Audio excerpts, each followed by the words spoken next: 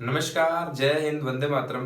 एग्रोडोज bye पीके में आपका स्वागत है। मैं प्रदीप कुमार चौटाला और आज अपने बात करेंगे एक अपडेट के बारे में जो आप सभी को मैं देने के लिए हाजिर हुआ हूँ इस चैनल के माध्यम से।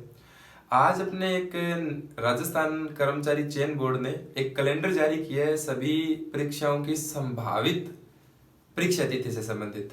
हालांकि जैसा कि सभी को पता है, क्योंकि जो एग्रीकल्चर सुपरवाइजर का एग्जाम है वो 21 अक्टूबर को होना निश्चित था, लेकिन सरकार के किन्हीं कारणों की वजह से इस एग्जाम को आगे कर दिया गया है और इसकी एक संभावित तिथि राजस्थान कर्मचारी चयन बोर्ड ने कैलेंडर के माध्यम से अपनी मुख्य साइट पर डाल दी है, जिसके अंदर कृषि पर्यवेक्षक जो भर्ती परीक्षा है, इस भर्ती परीक्षा की तारीख को, इसकी जो मुख्य तिथि है, इसको बढ़ाकर 21 अक्टूबर 2023 से पोस्टपोन करके 4 फरवरी 2024 कर दी गई है।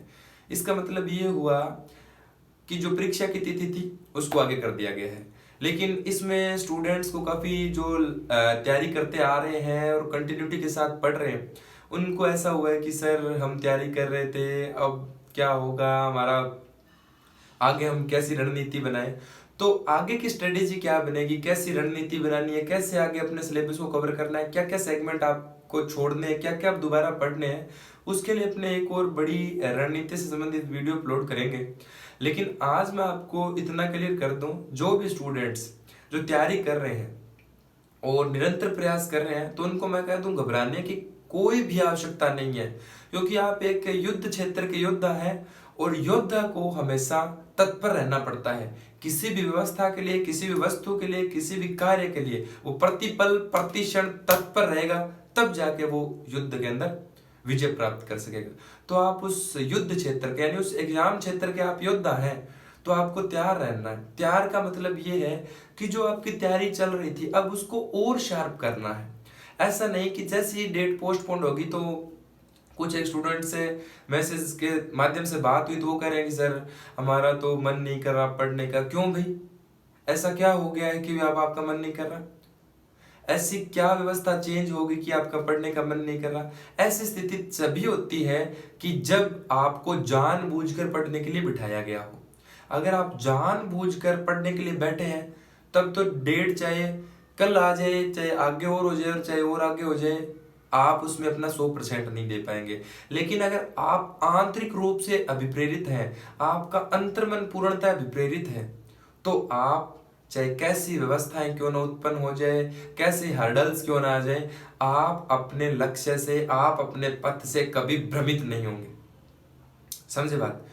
लेकिन अगर आप बाह्य कारणों से या बाहरी वस्तुओं से विप्रेरित हैं, तो आपका मनोबल टूटना स्वाभाविक है।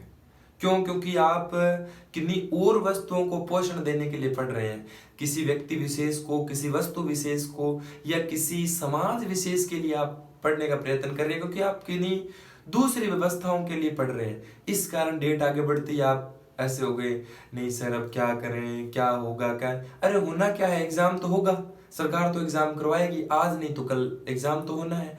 आपने जो लक्ष्य निर्धारित किया है, क्या आप उस लक्ष्य के प्रति धुन के पक्के हैं या नहीं, ये निश्चय कर लीजिए। अगर आपने ये निश्चय कर लिया कि आपने जो लक्ष्य निर्धारित किया है और उस लक्ष्य का आप भेदन करोगे, तो आप सामर्थ्यवान हैं, आप सामर्थ्यशील हैं, आप में उतना सामर्थ्य है कि आप उस लक्ष्य को प्राप्त कर सको।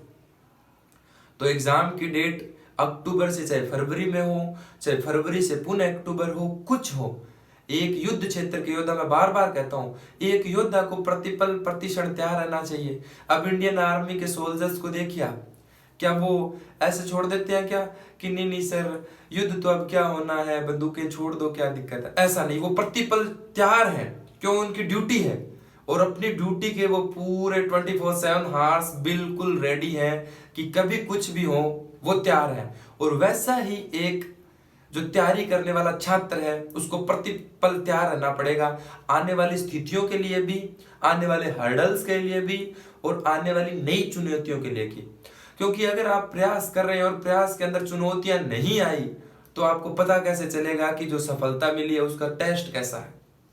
हर्डल जरूरी है, बैरिकेड्स आने जरूरी है, तभी आपको पता चलेगा कि व्यवस्थाएं कैसे होकर गुजरी है, सफलताएं कैसे मिली है। लाइफ का कोई शॉर्टकट नहीं है, प्रयास करना पड़ेगा, प्रभावी प्रयास करना पड़ेगा और घबराना बिल्कुल ही नहीं है, डगमगाना नहीं है, अपने लक्ष्य क्षेत्र से पथ क्षेत्र से नहीं घबराना है। अब आपने पिछले 3 या 4 महीनों में तैयारी की और अब आप अगर ये घबरा कर छोड़ देते हो कि पेपर आगे होगा, हम आगे पढ़ेंगे, तो मैं आपको बता दूं आगे पढ़ ही नहीं पाओगे, बिल्कुल नहीं पढ़ पाओगे। क्योंकि कंटिन्यूटी अगर आपने ब्रेक कर दी तो धीरे धीरे जो आपने पढ़ा वो भी आप भूलते जाओगे। अब आप क्या करोगे, जैसे मैंने बहुत से स्टूडेंटों की जो स्टडी करी है, जैसी एग्जाम की डेट पोस्टपोन होती है स्टूडेंट बुक बंद करके और सो जाते हैं। अरे भाई क्यों, किस स्थिति के कारण आप सो रहे हो, ऐसा क्या हो गया कि आपको नींद आ रही है? इसका मतलब ये है कि आप लक्ष्य के प्रति अपने लक्ष्य के प्रति ईमानदार नहीं है। अगर आप लक्ष्य के प्रति ईमानदार हो तो नींद तो छोड़ो, आपको झपकी तक नहीं आएगी। तो आप अपने लक्ष्य के प्रति ईमानदार रहिए। और जैसे मैं इंडियन आर्मी का दोबारा उदाहरण दे रहा हूं, वो अपने लक्ष्य के प्रति, अपने काम के प्रति, अपनी ड्यूटी के प्रति वफादार है। तो आप विद्यार्थी हैं और आप तैयारी के करने वाले योद्धा हैं, तो आप अपने ड्यूटी के प्रति वफादार रहिए। आपकी वफादारी किसमें है कि आप निरंतर पढ़ें, निरंतर प्रयास करें और निरंतरता के साथ चलें। एग्जाम कभी हो, एग्जाम आगे कराए सरकार, पीछे कराए, एग्जाम खिसके नहीं खिसके, आपका मुख्य उद्देश्य क्या है? आपने जिस दिन तैयारी करने के लिए फॉर्म भरा उस दिन क्या लक्ष्य निर्धारित किया कि हाँ मैं पढ़ूंगा, कंटिन्यूटी रखूंगा। आप कहीं भी पीजी में बैठे हैं, रूम पे तैयारी कर रहे हैं, माता पिता का पैसा आपके पास जा रहा है, माता पिता को इतना पता है कि वो आपको पैसा भेज रहे हैं और हमारा बेटा तैयारी कर रहा है, लेकिन बेटा क्या सोच रहा है कि अब तो एग्जाम आगे होगा, मैं क्या करूंगा। क्या क्या करना है आपको, पढ़ने के लिए आपको भेजा गया, आप पढ़िए, आप मेहनत कीजिए, आप अपना 100% दीजिए। और मैं आपको हमेशा ही कहता हूं और फिर कह रहा हूं, मां सरस्वती आपका ऋण नहीं रखेगी, नहीं रखेगी और नहीं रखेगी।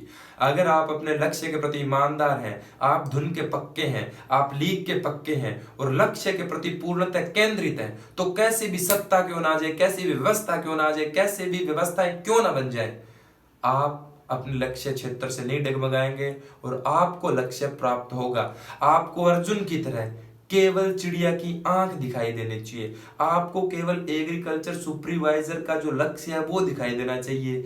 डेट कब आ रही है, कब नहीं आ रही, तो वो उस हिसाब से कीजिए। अगर समय मिल रहा है तो आप अपने हथियारों को, अपने औजारों को और तीक्ष्ण कीजिए और पैना कीजिए।